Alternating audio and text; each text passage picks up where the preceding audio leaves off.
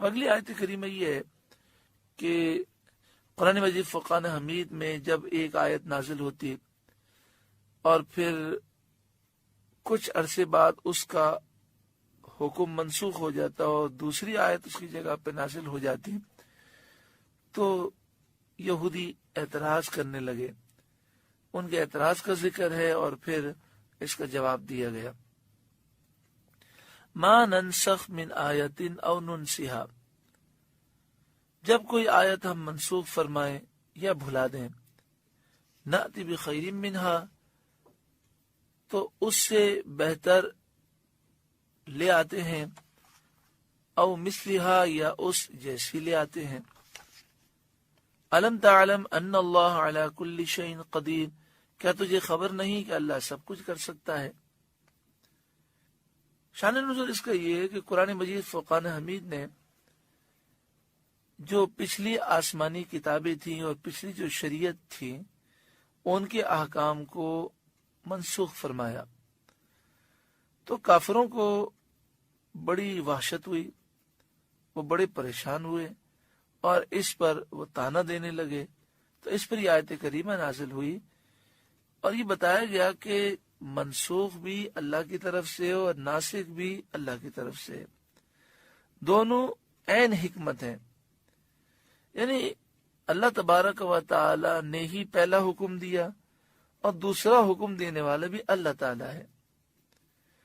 کبھی ایسا ہوتا ہے کہ پہلا حکم مشکل ہوتا ہے اور دوسرا آسان ہوتا ہے، زیادہ نفع دینے والا ہوتا ہے. اور کبھی ایسا ہوتا ہے کہ پہلا حکم آسان ہوتا ہے، دوسرا مشکل ہوتا ہے، لیکن ثواب کے اعتبار سے اور قرب الہی کے اعتبار سے وہ زیادہ فضیلت رکھنے والا ہوتا ہے. قدرت الہی پر یقین رکھنے والوں کو اس میں کسی قسم کا شک نہیں ہے. کائنات میں مشاہدہ کیا جاتا ہے تو آپ دیکھیں اللہ تعالی دن سے رات کو، گرمی سے سردی کو، جوانی سے بچپن کو، اور بیماری سے تندرستی کو، اور بہار سے خزاں کو منسوخ فرماتا ہے. یعنی حالات بدلتے رہتے ہیں، کبھی دن ہے، کبھی رات ہے، کبھی سردی ہے، کبھی گرمی ہے. بچہ ہے پھر وہ جوان ہو جاتا ہے، پھر بوڑھا ہو جاتا ہے. کوئی آدمی تندرست ہے پھر بیمار ہو جاتا ہے. کبھی بہار ہے، کبھی خزاں ہے. یہ تمام تبدیلیاں یہ اللہ تعالیٰ کی قدرت کے دلائل ہیں. تو ایک آیت یا ایک حکم کے منسوخ ہونے میں کیا تعجب کی بات ہے.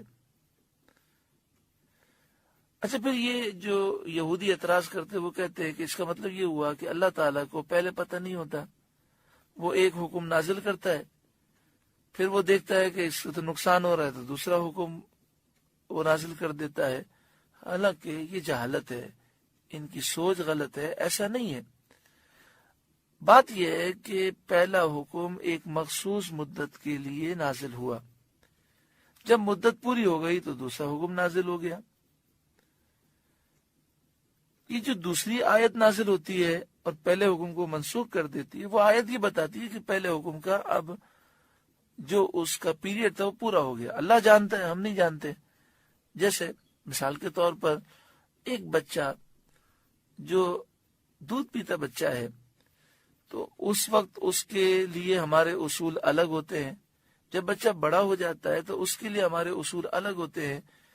یعنی دودھ پیتا بچہ ہے تو اسے ٹھوس غذا نہیں کھلائی جا سکتی، لیکن 5 سال کا بچہ ہے تو وہ ٹھوس غذا بھی کھاتا ہے.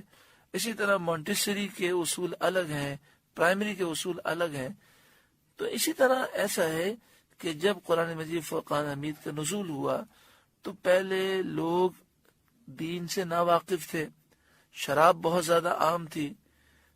تو پھر آہستہ آہستہ شراب کو حرام کیا گیا. پہلے یہ فرمایا گیا کہ شراب پینے میں نقصانات بہت زیادہ ہیں، پھر فرمایا گیا کہ نماز کی اوقات میں شراب نہ پیو، پھر مطلقاً شراب کو حرام کر دیا گیا. تو یہاں پہ فرمایا گیا کہ اللہ تبارک و تعالی جب ایک آیت کو منسوخ فرماتا ہے تو دوسرا حکم جو آتا ہے وہ حکم پہلے حکم کی مثل ہوتا ہے یا وہ اس سے بہتر ہوتا ہے. اگر مثل ہے تو یہ امتحان ہے کہ کون اللہ کی فرمانبرداری کرتا ہے. مثلا خانہ کعبہ کی طرف منہ کر کے نماز پڑھیں یا بیت المقدس کی طرف منہ کر کے نماز پڑھیں، دونوں باتیں مشقت میں تو برابر ہیں. اسی طرح آپ دیکھیں کہ پہلے عاشورے کا روزہ فرض ہوا، پھر ہر مہینے کے 3 روزے فرض ہوئے، پھر رمضان کے روزے فرض ہوئے. تو اب اس میں رمضان کے روزے رکھنے میں مشقت اس سے زیادہ ہے، مگر فضیلت اور برکتیں بھی زیادہ ہیں.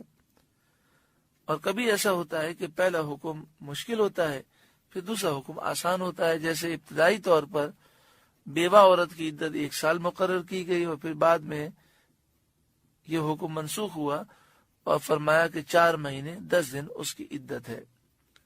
آگے شاید فرمایا الم تعلم، کیا تجھے خبر نہیں ان اللہ لہ ملک السماوات والارض، کہ اللہ ہی کے لیے ہے آسمانوں اور زمین کی بادشاہی.